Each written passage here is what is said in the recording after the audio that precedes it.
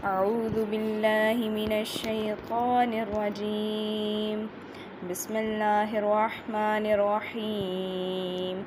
بلى من كسب سيئة وأحاطت به خطيئته فأولئك أصحاب النار هم فيها خالدون.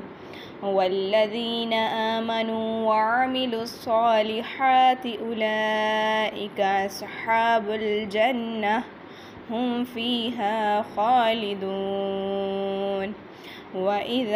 وإذ أخذنا ميثاق بني إسرائيل لا تعبدون إلا الله وبالوالدين إحسانا وذي القربى واليتامى والمساكين وقولوا للناس حسنا وأقيموا الصلاة وآتوا الزكاة ثم توليتم إلا قليلا منكم وأنتم معرضون. وإذ أخذنا ميثاقكم لا تسفكون دماءكم ولا تخرجون أنفسكم من دياركم ثم أقررتم وأنتم تشهدون.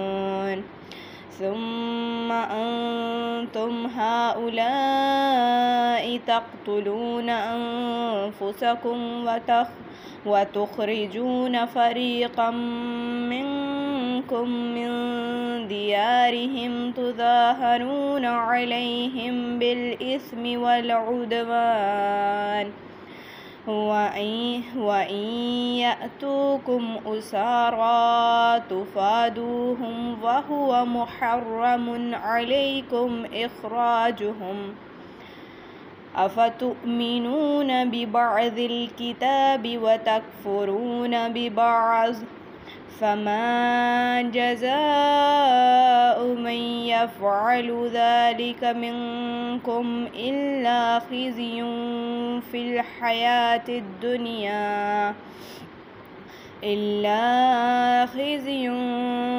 الحياة الدنيا ويوم القيامة يردون إلى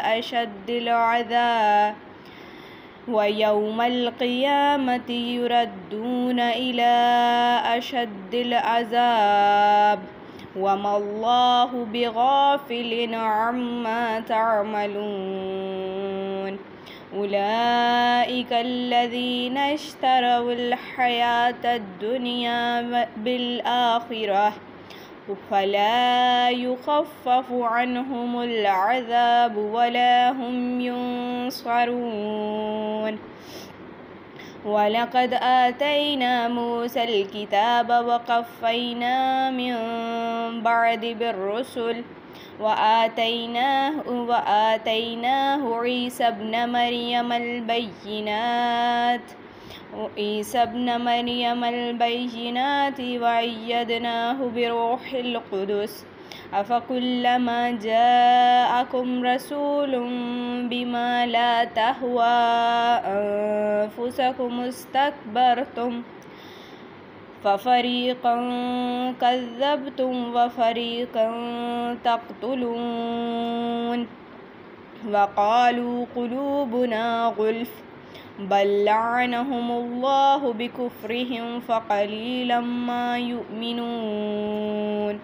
ولما جاءهم كتاب من عند الله مصدق لما معهم وكانوا من قبل يستفتحون على الذين كفروا فلما جاءهم ما عرفوا كفروا به فلعنة الله على الكافرين. بئس ما اشتروا به أنفسهم أن أن يكفروا بما أنزل الله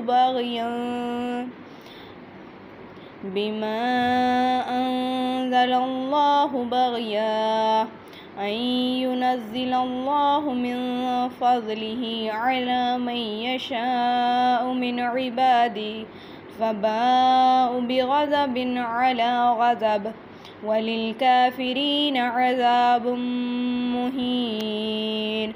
صدق